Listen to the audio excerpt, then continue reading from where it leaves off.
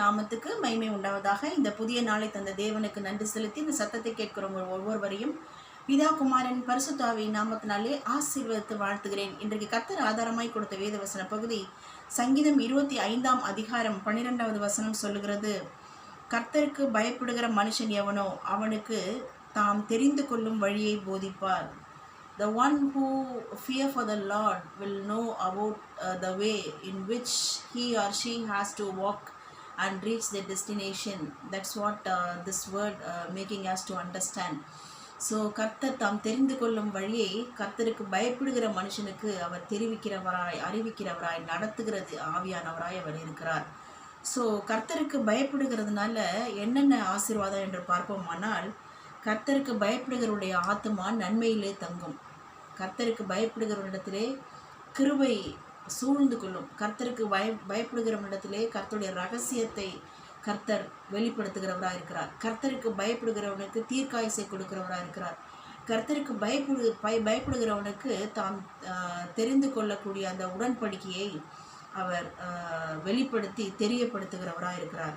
அது மாத்திரமல்ல, கர்த்தருக்கு பயப்படுகிறவருடைய சந்தானங்களை பூமியை சுதந்திரத்து கொள்ளும் சுதந்திரவாளிகளாக கர்த்தர் உயர்த்தி கனம் பண்ணி ஆசீர்வதிக்கிறார்.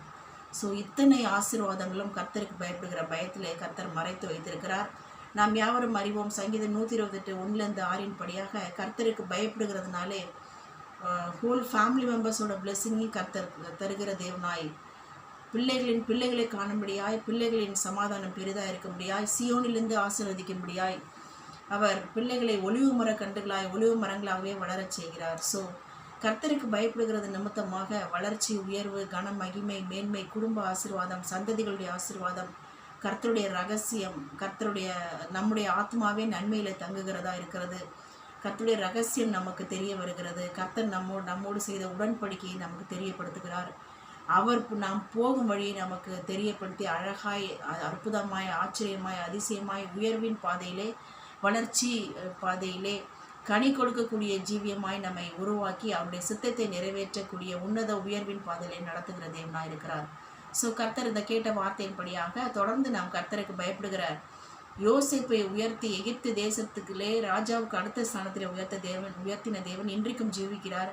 அவர் கண்டிப்பாகவே நம்மையும் நம் பிள்ளைகளையும் முழு குடும்ப அங்கத்தினர்களையும் பூமியின் உயர்ந்த ஸ்தானம், உயர்ந்த இடங்களில் ஏறி வர பண்ணி பூமியை சுதந்திரத்துக் கொள்ளும் சுதந்திரவாளிகளாய் நிறுத்துவார். ஆகவே தொடர்ந்து இந்த தேவன் பயபக்திக்குரிய தேவனாய் இருக்கிறபடினாலே கர்த்தருக்கு பயப்படுகிறது நிமித்தமாக சகல ஆசீர்வாதங்களையும் சம்பூர்ணமாய் பெற்று அனுபவித்து நாம் கிறிஸ்துவுக்குள்ளாக மகிழ்வோம். ஆகவே கர்த்தர் தாமே நம்மை ஆசீர்வதித்து தம்முடைய நாமத்தை மகிமைப்படுத்திக் கொள்வாராக. ஆமென். God bless you all.